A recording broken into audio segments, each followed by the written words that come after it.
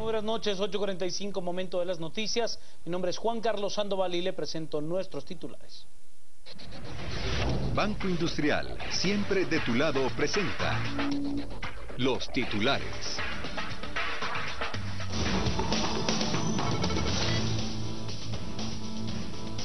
Presidente Otto Pérez Molina se defiende de los señalamientos que le hace el Ministerio Público y la CICIG de ser parte de la línea. Pleno del Congreso conocerá este martes informe de la Comisión Pesquisidora contra el presidente. La comisión recomienda retirarle la inmunidad. En el municipio de La Blanca, San Marcos, asesinan a activista del partido UCN. Mujer de 52 años fue baleada. Tribunal Supremo Electoral anuncia que antes del día de las elecciones resolverá sobre el caso del Partido Libertad Democrática Renovada Líder y el haber superado el techo de campaña.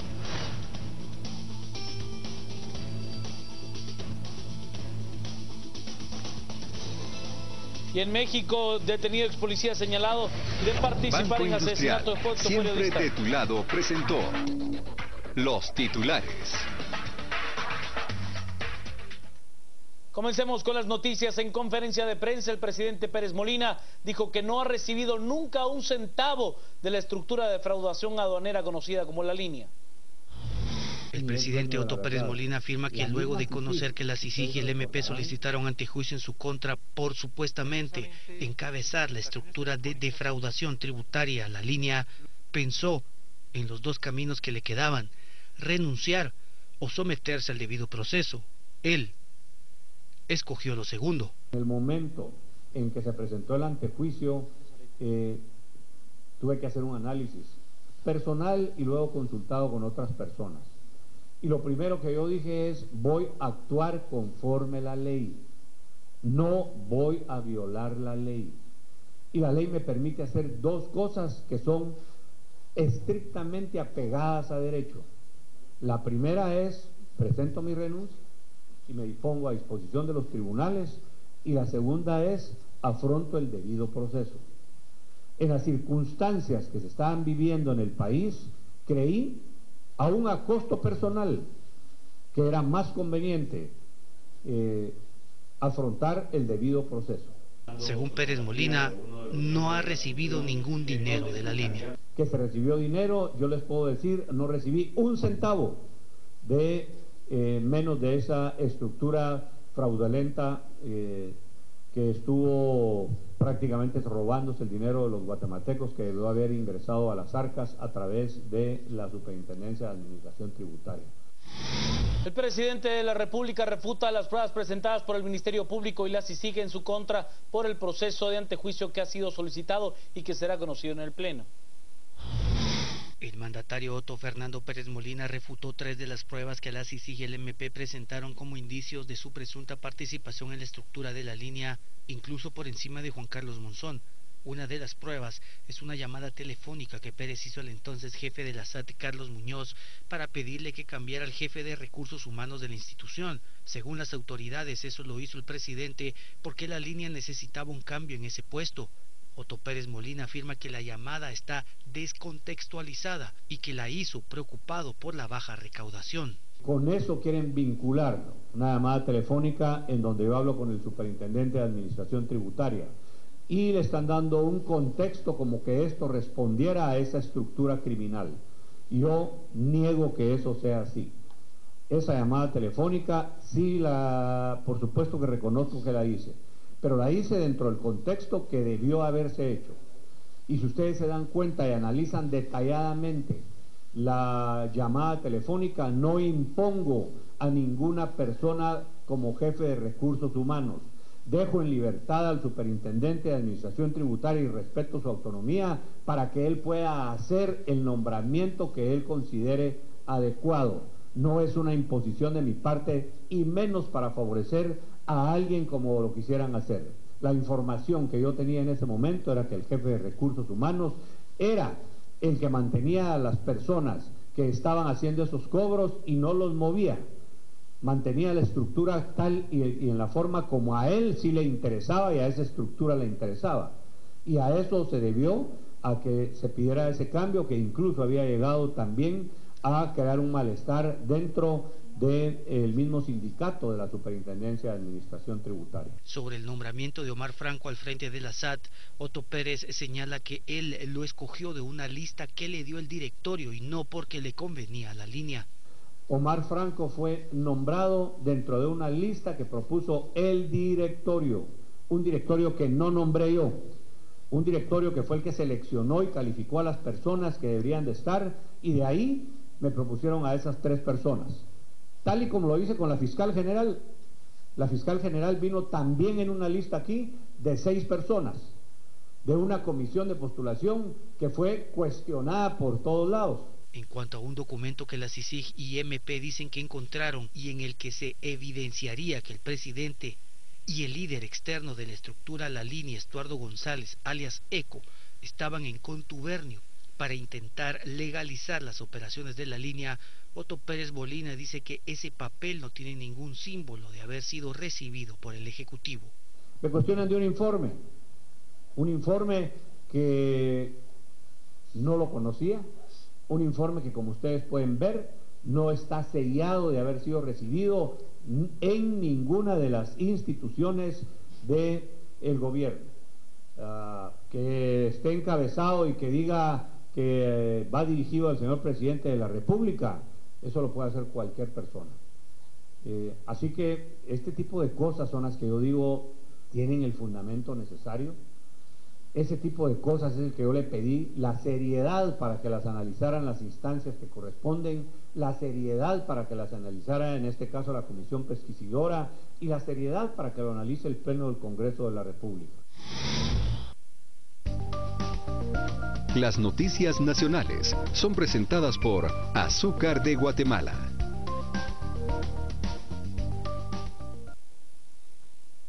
Al presidente Pérez Molina se le cuestionó sobre su vinculación con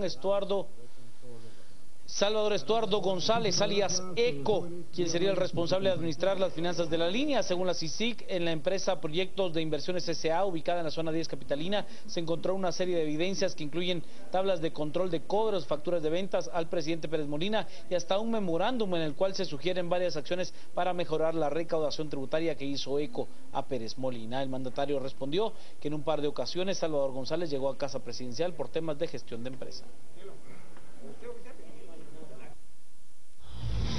A ver, para el señor que usted me menciona, mire, yo lo que recuerdo es que pudo haber estado aquí en 1 o 2 oportunidades. No, yo eso sí se lo digo con toda la certeza, que él dice que venía todos los miércoles a reunirse conmigo, o en algún lado lo dijo, eso es totalmente falso. No tengo ningún tipo de relación con él, y si estuvo aquí, fue precisamente para ofrecer unos servicios de control de una sociedad que él tenía para el manejo de empresas. Pero de ahí ningún tipo de relación con él, que haya estado viniendo aquí a hablar conmigo a casa presidencial cada 8 días, eso es totalmente falso, eso no es cierto. Y de contarle que el sector empresarial organizado persiste en solicitarle al presidente de la República que deje el cargo. La dirigencia del CACIF insiste en que en este momento se precisa la renuncia del jefe del Poder Ejecutivo para poder elevar el nivel de gobernabilidad en el país, porque actualmente es como si el gobierno estuviera acéfalo, porque el gobernante ya no tiene ningún respaldo y el Ejecutivo se encuentra inestable. No renunciar el presidente, no se promueve la gobernabilidad en el país. Tenemos un gobierno que ya tiene graves problemas, muchísimas renuncias. No hay ya equipo de gobierno. Es por eso que para promover la estabilidad, la gobernabilidad, es importante que el señor presidente se retire del cargo. Lo que esperamos, como bien lo dijo el Procurador de los Derechos Humanos, que el Congreso de la República, con mayoría calificada, proceda a dar una resolución que le quite la inmunidad al presidente de la República. Sigamos con las noticias. He de contarle que el Congreso decidirá este martes si le retira o no la inmunidad al presidente Pérez Molina por medio de una votación en el Pleno.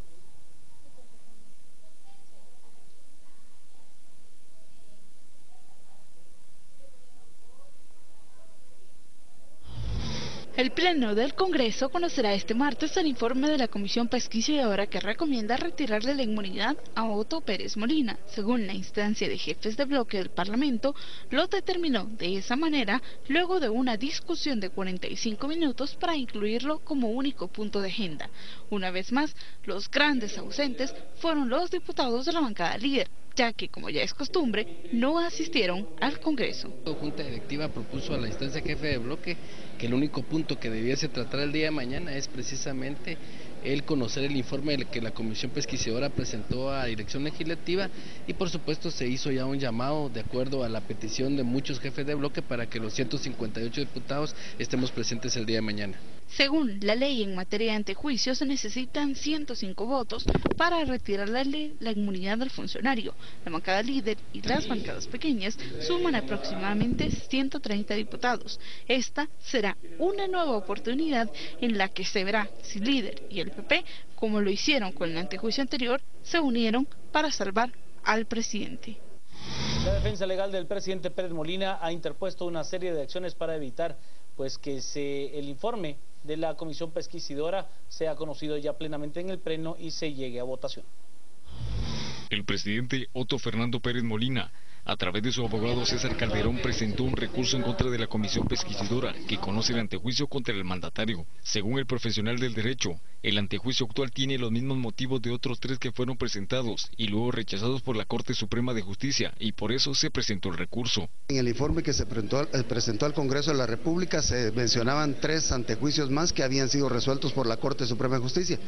Los 3 antejuicios corrían la misma suerte, los habían declarado sin lugar. Y lo que contiene el 401, que es el actual que está conociendo, que debe de conocer el Congreso de la República, versa exactamente y es coincidente en cuanto a persona y en cuanto a objeto.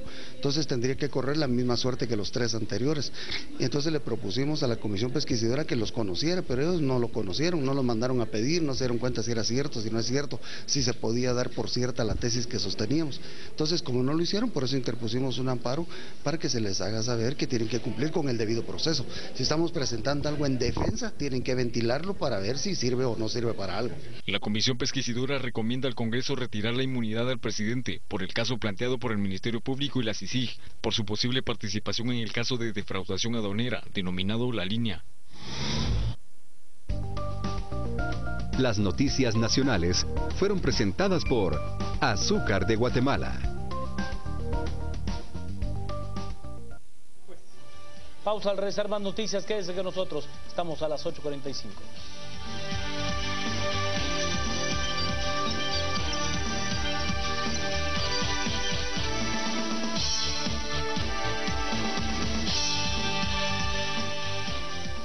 Sigamos con las noticias. Violencia electoral, esto en el municipio de La Blanca, departamento de San Marcos. Activista y lideresa del partido UCN es asesinada a balazos en el municipio de La Blanca, San Marcos. El ataque se registró frente al Instituto por Cooperativa, dejando como saldo una persona fallecida y una menor herida, que fue trasladada al Hospital Regional Juan José Ortega de Coatepeque, donde su estado es delicado tras recibir 2 impactos de arma de fuego. Según las autoridades, la ahora fallecida era activista del Partido Unión del Cambio Nacional UCN del municipio de La Blanca, donde opta la candidata a la alcaldía Edilma Navarijo, quien también se pronunció tras este lamentable hecho. Sí, que estoy muy consternada por el trágico fallecimiento de una de mis grandes lideresas que yo tenía, doña Clavelina Mérida, una mujer que siempre tuvo un liderazgo natural y que hoy lamentablemente pues le han arrebatado la vida. La víctima fue identificada como Oralia Clavelina Mérida Orozco, de 52 años de edad. Información de Coatepeque para Canal Antigua. Según autoridades del Tribunal Supremo Electoral, en el caso del techo de campaña del partido líder se habrá resuelto antes del día de las elecciones.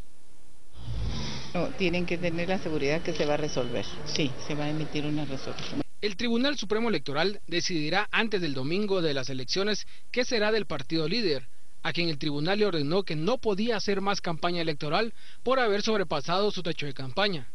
Sin embargo, la organización política ha desobedecido dicha orden y ha continuado realizando publicidad que incluye mítines en los departamentos. El tribunal asegura que en pocos días se resolverán. Los magistrados tendrían la opción de sancionar al partido líder con una multa económica, o bien podrían tomar la decisión de cancelarlo.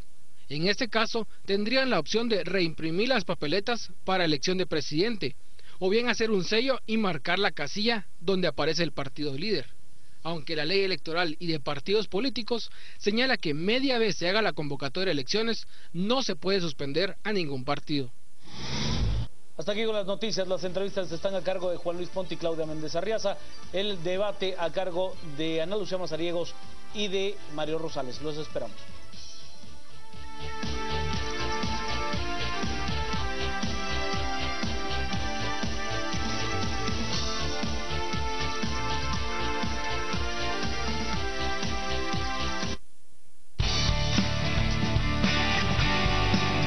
Estamos presentando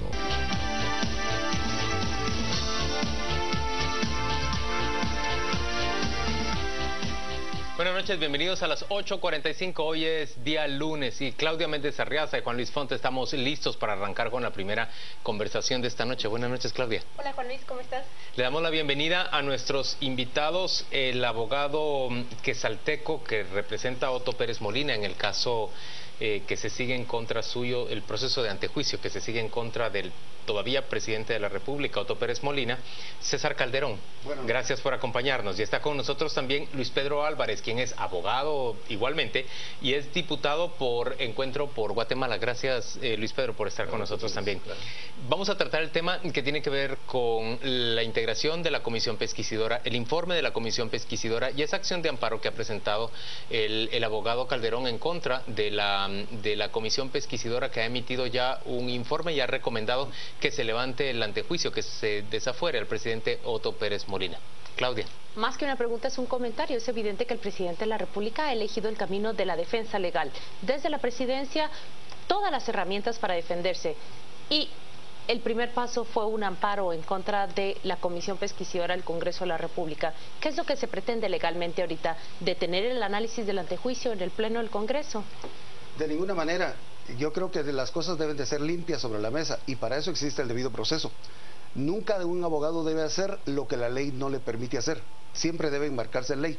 Lo que hicimos fue estar en desacuerdo con el derecho de defensa violado y con la tutela judicial efectiva, porque en el escrito que nosotros presentamos ante el Congreso decíamos que la Corte Suprema de Justicia se había pronunciado en otros antejuicios y los había declarado in limine, los había dejado fuera. Entonces, si era porque tienen coincidencia en objeto y en sujeto. Si tienen coincidencia en objeto y en sujeto, la suerte de este otro debería de ser la misma, a menos que haga un razonamiento diferente. En nuestro escrito se proponían 3 antejuicios y no los trajeron a la vista, no los tomaron en cuenta. Luego de tenerlo en cuenta, esta comisión debería de pronunciarse por qué razón no le daban valor y entonces hubieran tomado la misma decisión. Como no lo hicieron, entonces por eso decimos que hubo una violación al derecho de defensa. Usted dice que hubo una violación al derecho de defensa porque dice la Comisión Pesquisidora no tomó en cuenta todos los elementos que ustedes proveyeron en el escrito que le presentaron a esa comisión. Un escrito que sustituye la comparecencia de Otto Pérez Molina, quien prefirió no dar la cara frente a los diputados. Exactamente, no es que no dé la cara, sino que simple y sencillamente la ley permite hacerlo de 2 maneras. Puede llegar personalmente o puede hacerlo a través de un escrito. La ley dice se oirá. En este país y en cualquier otra legislación del mundo, oír puede ser de manera oral o puede ser de manera escrita. Yo decidí que fuera por escrito. Es más cómodo para el presidente hacerlo de manera escrita. Es más cómodo precisamente cuando no hay seguridad en la calle, cuando no hay seguridad porque posiblemente alguien puede salir lastimado. ¿Cuál es esa inseguridad? Bueno, hay mucha gente y podría salir alguien golpeado porque uno va. Yo mismo cuando estoy en tribunales y tengo el acoso de la prensa, a veces no se permite salir, alguien puede tropezar, entonces saldría peor. Señor abogado, pero el cuerpo de seguridad del presidente no se compara con el de ninguna persona en este país. Pero seguramente no se iba a hacer uso de ese cuerpo de seguridad precisamente por el respeto al ciudadano. Entonces era más seguro. Pero por otro lado, teniendo las 2 opciones, optamos mejor que fuera por escrito. Si no hubiera sido permitido, entonces habría llegado personalmente. Vamos a aprovechar la presencia aquí de otro abogado, penalista también y al mismo tiempo diputado. ¿Cómo responde usted ante estos argumentos que presenta el defensor del presidente? Bueno, definitivamente vamos por los 105 votos el día de mañana. Esperamos la asistencia del resto de bancadas en el Congreso de la República. Hasta las 8:20 de hoy en la noche no había absolutamente ninguna resolución, ni en la Corte de Constitucionalidad, ni en ningún otro órgano jurisdiccional que nos impida hacerlo. Es más, estamos convocados todos los diputados para mañana a las 14 horas. Esta es la convocatoria del presidente del Congreso de la República, precisamente para conocer el trámite del informe de la Comisión Pesquisidora que conoció el antejuicio en contra de Otto Fernando Pérez Molina. Y aquí está el informe circunstanciado. Ya está completo, se cumplió con todo el rigor de ley. ¿Y es entendible el argumento del licenciado Calderón cuando dice que no se respetó el derecho de defensa para Otto Pérez Molina? Definitivamente no. De hecho, yo fui uno de los pocos diputados, aparte de los miembros de la Comisión Pesquisidora, que estuvo presente en las audiencias, no solo el día viernes, sino el día sábado. Ahí coincidí con el abogado del señor presidente. De hecho, coincido con la diputada Ninel Montenegro, ella sí miembro de la Comisión Pesquisidora por un sorteo, donde se argumentaba que el señor presidente tenía la obligación de asistir personalmente. Nosotros discrepamos en el hecho de que se podía hacer representar la ley en materia de antejuicios bien clara, que dice que todos los funcionarios y empleados públicos están obligados a asistir personalmente, pero bueno, eso ya es otra materia. Nosotros creemos que él debería haberse apersonado, pero no lo hizo.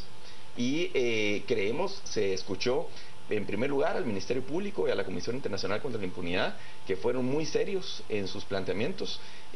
Me llamó mucho la atención que la CICIG, con estricto rigor y con mucho conocimiento realmente de la ciencia penal, y fueron claros en decir que las escuchas únicamente per se no eran suficientes realmente para antejuiciar y para desaforar al presidente de la República o a cualquier otro ciudadano, porque el debido proceso del derecho de defensa es una garantía constitucional para todos, no solo para el presidente de la República, y eso lo entendemos en la bancada de Encuentro por Guatemala. No solo lo entendemos, lo defendemos y lo apoyamos, pero respetando el debido proceso. Fueron escuchados tanto el MP como la CICIG, como el señor presidente, ya que su abogado dijo. De hecho, aquí está el escrito que él presentó, donde él hizo saber a la Comisión Pesquisidora sus argumentos.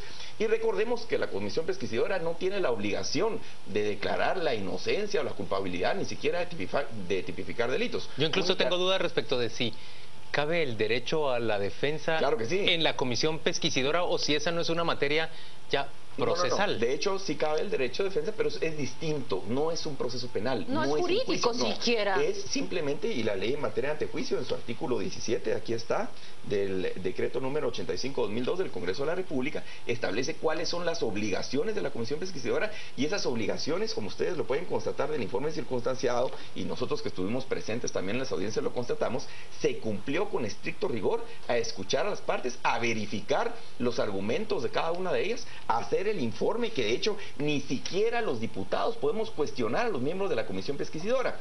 Lo que argumenta, yo no conozco el contenido del amparo del señor presidente, me imagino que lo interpuso, no sé, ante la Corte de Constitucionalidad. Ante la CC, ¿verdad, abogado? Sí, me imagino que ahí fue de argumentar de que no se le escuchó, que habían otros antejuicios. En este caso, recordemos que no se están conociendo, yo creo que se está tratando de mezclar una cosa con la otra.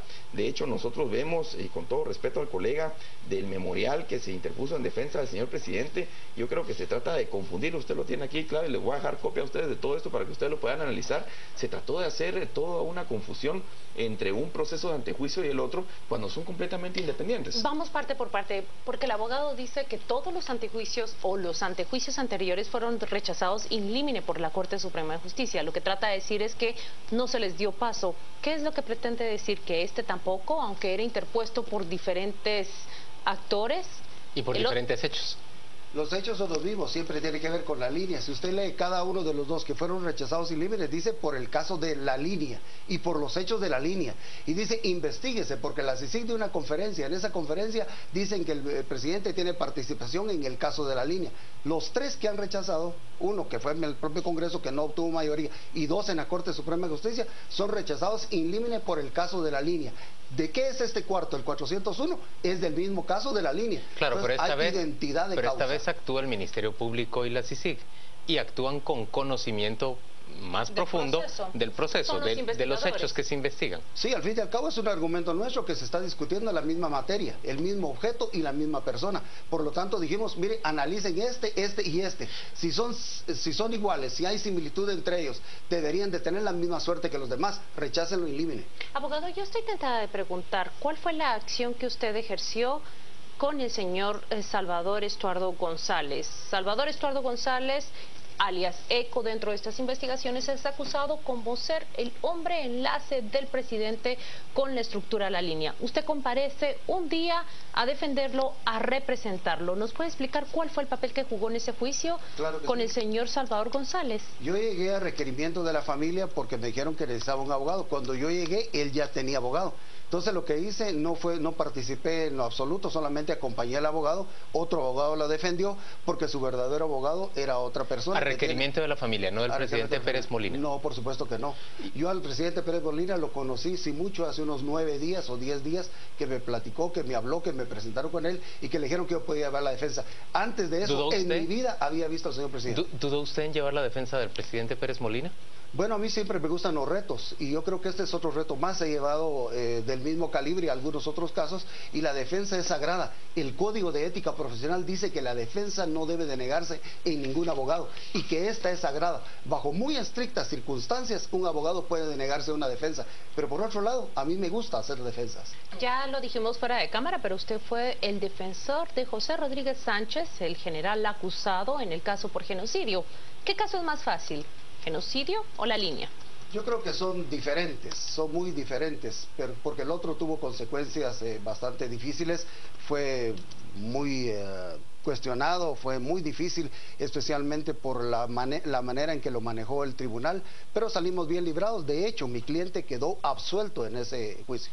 Luis Pedro, tu expectativa entonces es que mañana el Pleno del Congreso conozca el informe de la comisión, que no le otorgue un amparo provisional a la acción planteada por el licenciado Calderón al presidente, la Corte de Constitucionalidad, y se pueda llegar a definir ese desafuero para Pérez Molina. Obviamente esto es especulativo, pero la realidad es que no veo un asidero legal para que pueda proceder una acción jurídica como la que intenta el presidente de la República. De hecho, el artículo 17 en la Ley de Materia de Antejuicio, la literal J, dice: nadie puede pedirles explicaciones ulteriores que sustenten su modo de pensar o rebatirles cualquier criterio que haya sido expresado. Esto se refiere a los miembros de la Comisión Pesquisidora del Congreso de la República. Nadie. Entonces ellos lo que hicieron fue darle estricto cumplimiento a eso, se respetó el debido proceso. Mañana nuestra obligación, no hay ninguna resolución judicial que diga lo contrario, de todos los diputados al Congreso de la República, es atender a esa situación, conocerlo, y en el caso de la bancada de Encuentro por Guatemala, pues ser consistentes con lo que hemos dicho. Creemos que hay elementos suficientes. Nosotros no somos órgano jurisdiccional, no somos jueces, será ya el órgano, el juez contralor, a través del procedimiento penal y eventualmente en un debate público y oral, que se logre pues la sentencia que esperamos que se pueda sustentar condenatoria en contra del presidente de la República. Pero en el ínterin lo que nos corresponde a nosotros es cumplir con el llamado legal, cumplir con nuestra obligación ante el pueblo de Guatemala y darle trámite para levantar el antejuicio al ahora presidente Otto Pérez Molina. Abogado, nosotros escuchamos al diputado y el escenario que se presenta de frente para su cliente es bastante complejo. ¿Qué pasa si es declarado con lugar ese antejuicio? ¿Vamos a tener un presidente de la República que es llamado a comparecer ante un tribunal? Por supuesto. ¿Es posible eso? Por supuesto. El señor presidente me ha manifestado que precisamente quería el camino del debido proceso. Y en ese debido proceso hay un punto inicial, que es el antejuicio y el sometimiento a la majestad de los señores diputados a través de una comisión que se formó. Posteriormente a eso, si llegaran a quitar el antejuicio, obviamente va a comparecer ante un juez y vamos a defendernos convenientemente ahí. ¿Cuánto tiempo tardaría, una vez que se le levante el desafuero en el Congreso de la República, cuánto tiempo tardaría, prevé usted, en llegar a un juez instructor el caso? Bueno, se dice que en una etapa inicial como esta no tienen todos los elementos del Ministerio Público. Se me hace entonces que tendría que ahondar un poco más en la investigación para luego pedir una cita para que el presidente fuera a un juzgado, o bien podía pedir de una vez la orden de captura. Eso depende absolutamente del Ministerio Público. ¿Podemos tener a un presidente de la República con una orden de arresto? Por supuesto que puede hacerlo. El Ministerio Público, desposeído ya de esa majestad que tiene, posteriormente a eso el Ministerio Público podía pedir una orden de captura. Pero claro se que se separa puede. del cargo. No, se separa del cargo, de acuerdo a la ley que dice el licenciado aquí, se separa después de que se dicte un auto de prisión preventiva. Claro, por incluso eso podría estar detenido y aún así seguir siendo conservar su calidad de presidente de la República. Sí, pero ¿cómo nos explicamos eso? No, ahí para ser claros, en el momento, yo creo que podría ser inmediato, que quedara levantado el antejuicio. Nosotros creemos que inmediatamente tendría, lo lógico es que el Ministerio Público, acompañado de la CICIG, pidieran la orden de aprehensión del presidente a un juez contralor para que se presentara a declarar, a hacer su primera declaración, y por los delitos que se le están sindicando, pues él no tendría derecho a gozar de una medida sustitutiva, lo cual, según la ley en materia de antejuicio, establecería que ahí cesaría en su cargo por decretarse un auto de prisión preventiva. Es decir, por los delitos que se le están persiguiendo, por la naturaleza del proceso penal que se lleva, si mañana logramos que esos 105 diputados o más, que ojalá realmente cumplan con su responsabilidad, nosotros en Encuentro por Guatemala, por supuesto, lo vamos a hacer en punto y bancada completa, como lo hemos venido haciendo desde antes, creemos que inmediatamente el presidente de la República podría ser inclusive aprehendido y llevado ante un juez contralor. Pero mi pregunta está orientada a saber si eso puede ocurrir antes del domingo. Es difícil que ocurra antes del domingo. Si mañana se levanta el antejuicio, claro que sí. Las es más, creeríamos que podría ocurrir el día una vez levantado el antejuicio, el Ministerio Público puede pedir a un juez la orden de captura y la puede dar. Es justamente lo que acabo de decir, ya lo repitió el abogado después de mí. Pero ¿tiene la Corte Suprema primero que recibir el levantamiento del antejuicio y nombrar a un juez específico? Ya tiene juez contralor, es Miguel Ángel Gálvez. Correcto, el juez lo que pasa es que se inhibió de seguir conociendo, lo eleva a Corte Suprema. Corte Suprema lo único que tiene que hacer es recibir la notificación oficial del Congreso de la República, ponerlo en conocimiento inmediato del juez contralor y el trámite pues seguirá como cualquier otro proceso penal. ¿Le ha hecho a su cliente si está dispuesto a hacer público su patrimonio personal?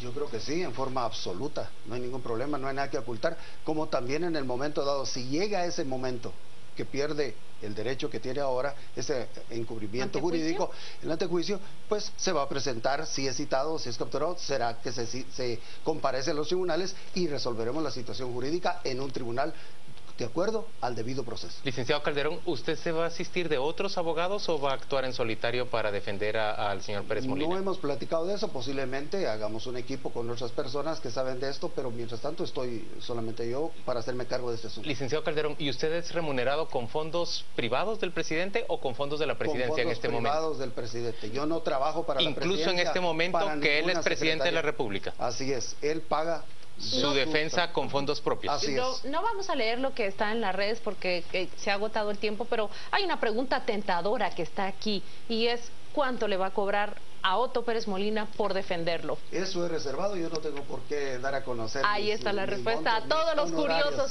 Pero yo tengo una pregunta más. ¿Usted va a defender también al señor Pérez Molina en el proceso de extinción de dominio que ya se ha iniciado? Me parece que no, porque no podría, los procesos son grandes, hay mucho que leer y hay no mucho puede que conciliar estudiar. Las dos cosas. Entonces yo creo que mejor otro abogado debería hacerse cargo de esa parte que es administrativa, pero y yo me hago cargo del proceso penal propiamente. Su cliente está enterado que ya se ha hecho girar por parte de la Unidad de Extinción de Dominio una solicitud prácticamente a todas las entidades bancarias, financieras, cooperativas, gubernamentales, offshores y gubernamentales del país para que indiquen cuáles son las cuentas que tiene el señor Pérez Molina. Él está enterado, por supuesto que sí. Además, eso no es nada nuevo, eso sucede en todos los casos, eso no es porque sea el presidente.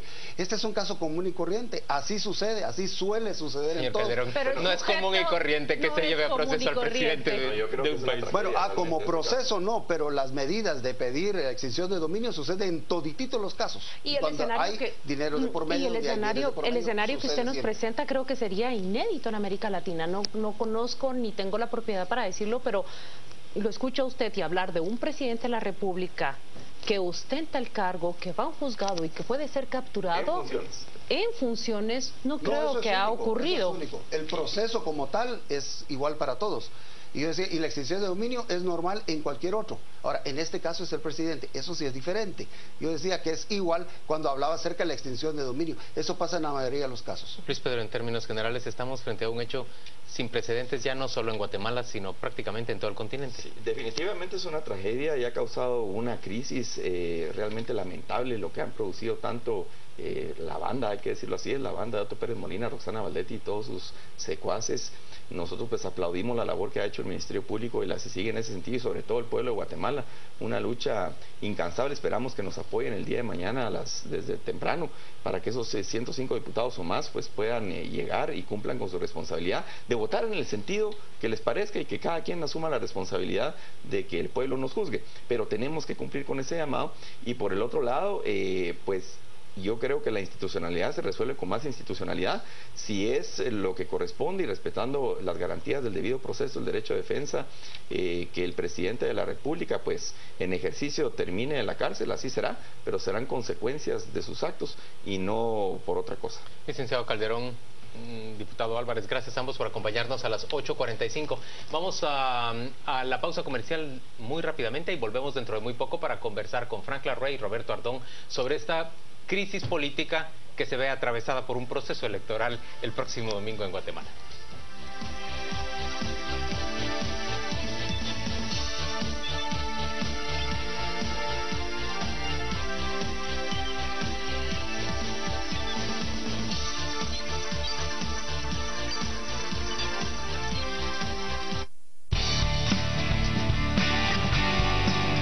Estamos presentando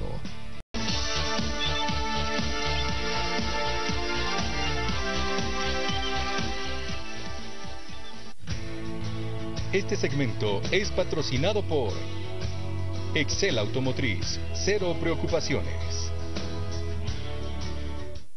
Ya estamos de regreso en esta noche, lunes 31 de agosto, y no vamos a cambiar de tema porque prácticamente esta es la conversación del país, pero ahora nos acompañan otros invitados: Frank Larruey, presidente del Instituto Demos, un especialista en desarrollo democrático, y Roberto Ardón, director ejecutivo del sector privado organizado. ¿De qué vamos a hablar? De lo que hablamos todos los guatemaltecos en estos días. Apenas faltan 6 días para las elecciones y vean ustedes el contexto. Escuchaban la entrevista a ustedes anterior y prácticamente lo que nos dice el defensor del presidente es: él está dispuesto a enfrentar un proceso, incluso una orden de captura en funciones. ¿Qué piensa Roberto Ardón cuando escucha unas declaraciones como estas? A ver, yo creo que aquí hay que insistir en lo que toda la población ha estado diciendo y repitiendo en todos los tonos posibles. Y es que el presidente tiene que renunciar. Es decir, no podemos darnos el lujo como país de pasar por el trauma de un presidente que, a pesar de que su población le pide entregar el cargo y separarse del cargo, se aferre a él tratando de utilizar cualquier mecanismo y que pueda crear estas paradojas que se han mencionado en el debate anterior que tuvo lugar aquí.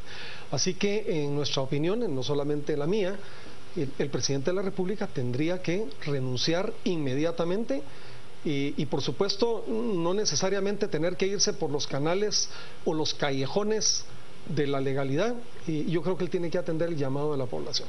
Frank, pero es un hecho que el presidente no va a hacerlo, que el presidente prefiere afrontar, incluso con un recurso de amparo en contra de la comisión pesquisidora, ese proceso legal que se le viene encima. Claro, pero es que lo irónico es que él dice hoy en su conferencia que él va a utilizar el debido proceso. Pues el debido proceso es un derecho de todo ciudadano. A todo mundo se le juzga a través del debido proceso. El debido proceso no es más que seguir las normas procesales correctas, establecidas, que él las debe seguir. Pero yo comparto con Roberto la visión de que él puede ser juzgado en la presidencia o fuera de ella. Pero el problema aquí es que no estamos hablando solo de la responsabilidad penal de Otto Pérez Molina, sino estamos hablando también de la crisis de Estado. Y el tenerlo a él en la presidencia, primero entorpece el proceso, porque un presidente maneja todavía mucho poder y maneja todavía fuentes de información fundamentales para el proceso, pero además agrava la crisis de Estado. En un momento, adicionalmente, en un momento electoral, o sea, además se provoca una crisis en el proceso electoral y en el sistema político. Justamente eso comentábamos, cómo es que arranca el proceso electoral y en medio del proceso electoral se desarrolla quizás la peor crisis política que ha experimentado el gobierno en las últimas 3 administraciones. Yo creo que el hecho de que estemos justamente en el medio de un proceso electoral es como ponerle una lupa a la crisis, porque la magnifica de tal manera que, bueno, nos tiene el día de hoy, a 6 días de las elecciones, discutiendo el tema de la renuncia del presidente.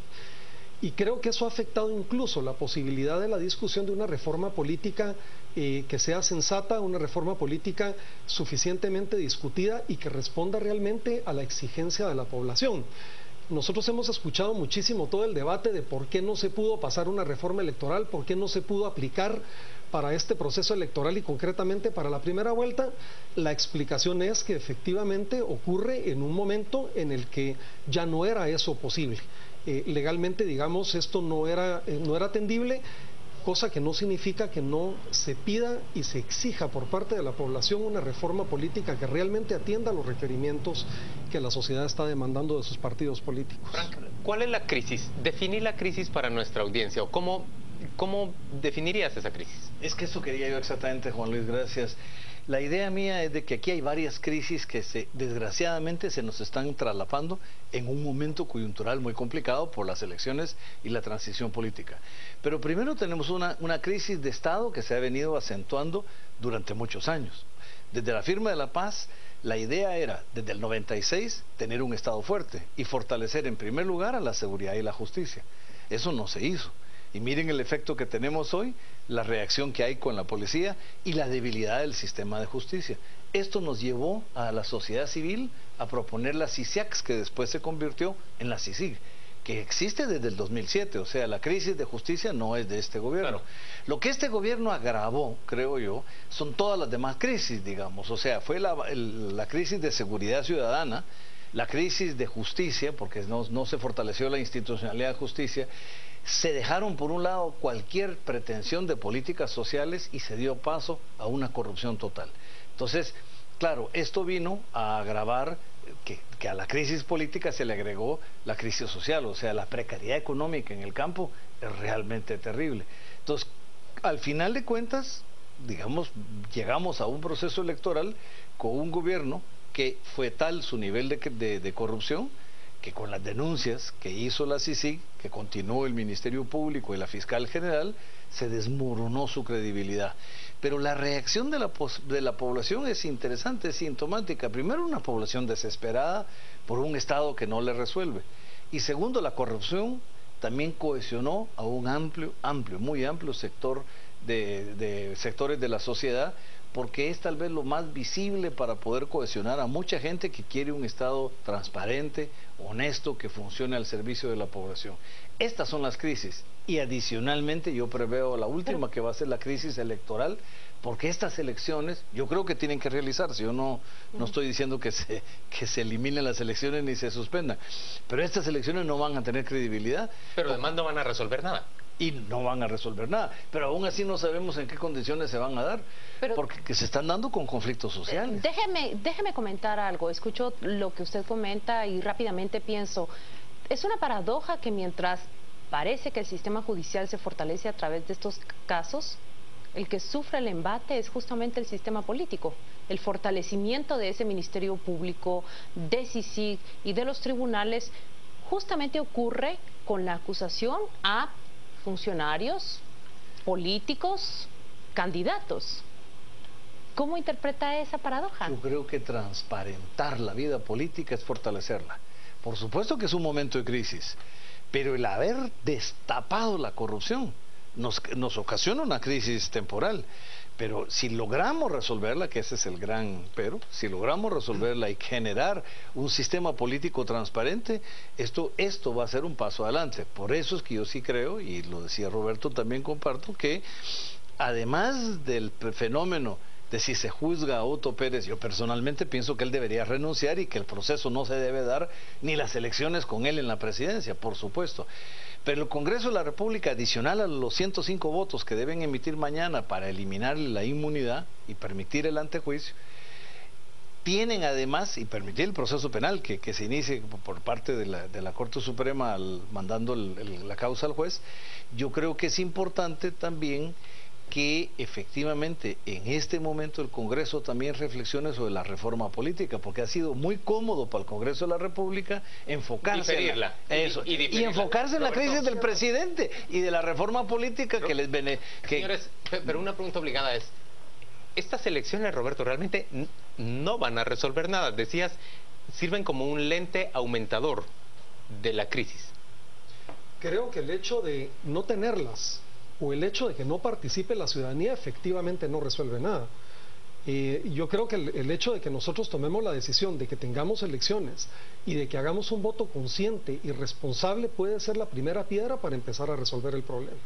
No tenerlas o ausentarnos, seguro, Juan Luis, que no va a resolver absolutamente nada. Y bendecir una elección en la que salga electo otro candidato semejante al Partido Patriota, y lo digo con todas las letras, el señor Valdizón, por ejemplo. Juan Luis, es que la ciudadanía tiene en este momento el derecho de equivocarse otra vez. Pues no diría de equivocarse, de tomar una buena decisión y una decisión informada, y eso es a lo que nosotros hemos estado, digamos, abocados como organizaciones sociales. Pero no es un sinsentido si nuestro sistema le permite, por ejemplo, a un partido como el Partido Líder o al Partido Patriota hacer acopio de fondos que provienen de la obra pública o de la compra de medicamentos desde el Estado, vía acuerdos con las empresas proveedoras y constructoras, que les derivan parte de ese dinero que les ha asignado del presupuesto para esas obras encarecidas. Se quedan con esa plata y con esa financian una mega campaña con la cual es imposible competir. Es que, ¿a qué jugamos? Ahora, yo sí creo, y agregaría una dimensión a los temas que ha mencionado Frank, y es, yo sí creo que lo que está aquí en juego es un modelo patrimonialista de partidos políticos. Hay una crisis de ese modelo de saqueo sistemático en el que los partidos políticos se convierten únicamente en vehículos de oportunidad para tribus por turno. Es decir, ahora me toca, ¿verdad? Y entonces hazte a un lado, luego te toca a ti, sin ninguna discusión política, sin ningún interés de Estado.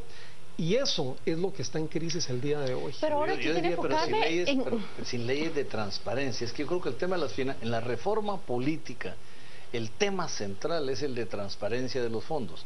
Porque hay fondos de diferente tipo. Fondos corporativos, que se benefician de grandes contratos para el futuro, pero hay fondos ilícitos del crimen organizado financiando campañas, y no es solo una, Juan Luis. O sea, hay algunos candidatos y otros, pero hay sectores de incidencia. Entonces, ¿por qué el Congreso se rehúsa a hacer una reforma como la que plantea el pueblo de Guatemala o como la que propuso el Tribunal Supremo Electoral?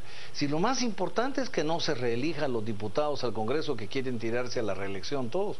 Entonces, a mí me parece que es importante que pensemos, comparto, en una elección que implique una reflexión, pero con otras reglas del juego. Hay que democratizar a los partidos políticos, son corruptos, no hay transparencia y no se han democratizado, no responden a sus bases, las candidaturas se compran. Pero también estoy tentada de preguntar, y hemos enfocado esa lupa en el sector político exclusivamente, está el sector judicial y está el sector privado organizado. ¿Cuál es la reflexión que existe en el seno de ese sector privado organizado cuando descubre, por ejemplo, que el informe de CICIG señala a esos capitales corporativos que han financiado la política con intereses particulares? ¿Existe una reflexión? ¿Socializan sobre esto? ¿Seguro? ¿Cuál es el aprendizaje y la lección aprendida? Seguro. A ver, aquí hay tres reflexiones. La primera es que es importante hacer una separación de lo que son los capitales ilícitos que entran a la política, de aquellos capitales, ¿verdad?, corporativos, lícitos. Pues claro, y digamos eso sucede en cualquier sociedad.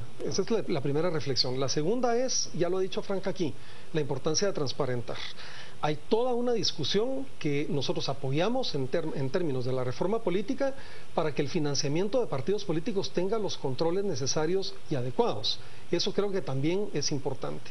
Y lo tercero es distinguir claramente la participación de empresas y de empresarios de lo que es la participación y actividad de los gremios empresariales, que yo creo que son dos dimensiones completamente diferentes.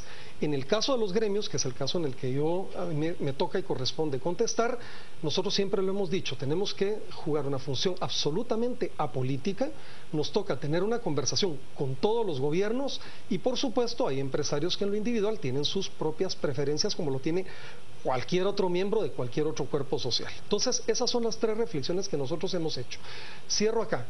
Si nosotros no aprovechamos la energía social que hoy hay de demanda ciudadana por cambios, creo que habremos perdido una oportunidad histórica y de oro. Y eso tiene que ver con el tema de financiamiento, entre otros temas. Y estoy tentada de preguntar, el jueves pasado nos levantamos y el sector privado organizado tenía una posición clara y fija sobre su participación en dicho paro. Conforme avanzaron las horas y aquella marcha se convirtió en un evento histórico, el sector privado organizado cambió su posición. ¿Qué fue lo que pasó? Mire, yo creo primero que el triunfo del jueves fue un triunfo ciudadano. Ese no es un triunfo que se lo debe reclamar nadie. Y yo creo que parte del hecho de que se haya ido acompañando lo que fue, digamos, un reclamo inclusive hasta espontáneo de la sociedad, porque muchas de las personas se fueron sumando espontáneamente a esto. Y las empresas tuvieron que sumarse también al ver que y yo diría que además de manera espontánea y con mucho civismo, Juan Luis, y lo que hacen las organizaciones gremiales precisamente es celebrar que hay ese acompañamiento a una manifestación, que su pedido era la renuncia no querían que hubiera paro. ¿Por qué no participaban en el paro? A ver, primero, hay un elemento, digamos, que hay que diferenciar aquí de lo que es un paro de actividades empresariales de lo que es una manifestación ciudadana de renuncia al presidente, que fue lo que efectivamente terminó siendo el día jueves. A nosotros se nos había preguntado si nosotros habíamos convocado al paro y dijimos que no lo habíamos hecho. Y yo creo que hasta sano es que al final nadie reclame la autoría de lo que sucedió el jueves. Y que cada empresa haya tomado la decisión individualmente. Y efectivamente a lo largo de la jornada empresas fueron tomando la decisión de enviar a sus colaboradores. Nosotros muy temprano en la mañana también comunicamos que aquellas que lo quisieran hacer dieran las facilidades a los colaboradores. Y al final de la jornada creo que nadie puede atribuirse a haber sido el campeón, sino simplemente la sociedad que salió a manifestar multitudinariamente. Frank, pero esa sociedad no encuentra liderazgos alternativos. Y lo que está ocurriendo en este país es, como dice Roberto, sí, un movimiento muy espontáneo, pero también sin rumbo, poco conducido. Bueno, más que liderazgos, a mí lo que me preocupa es la ausencia de movimientos. Yo sí creo, primero, que hay que exigir la reforma. Segundo, que este es el momento de la verdad, Claudia, en cuanto a la transparencia. Yo sí creo que aquí transparencia para el gobierno de Otto Pérez y para este gobierno, transparencia para todo el proceso electoral y de partidos políticos, transparencia para el sector privado que ha corrompido funcionarios, pero también para la sociedad civil. Claro. Porque también hay movimientos sociales que se vendieron. Todos debemos de pasar, o sea, los principios se aplican a todos y todos debemos de atenernos a las consecuencias. Yo creo que eso es el momento de la transparencia en que todos debemos rendir cuentas de cómo hemos actuado y por qué. Pero al mismo tiempo debemos de ir consolidando también las consignas claras de nacionales. Si queremos fortalecer la justicia, fortalezcamos la justicia. Porque no podemos pedir justicia contra Otto Pérez, por ejemplo, y todavía seguir negando justicia en el caso contra Ríos Montt, por ejemplo. Eso es incongruente. La justicia es una y se da para todos. Yo creo que una cosa no quita la otra. La institucionalidad, la seguridad ciudadana es una. No podemos hablar de la crisis política olvidando la crisis social. La violencia que va a haber, creo yo, tristemente, en este proceso electoral se va a dar también en las zonas de conflictividad social. Entonces, no, por eso yo decía que las diferentes crisis que se acumulan no las podemos disgregar. Tenemos que reaccionar en una visión de Estado conjunta. Y este es el momento del cambio. Sí, efectivamente, hacer y crear un movimientos nuevos. No solo es de tema de liderazgo, porque no me gusta pensar en individuos, sino me gusta la idea de que es cierto que instituciones en el Estado, pero movimientos también políticos de la población con reivindicaciones correctas, dignas en este momento. Señores, gracias a ambos por acompañarnos a las 8:45. Vamos en ese momento a la pausa comercial y volvemos dentro de muy poco con la información de los deportes.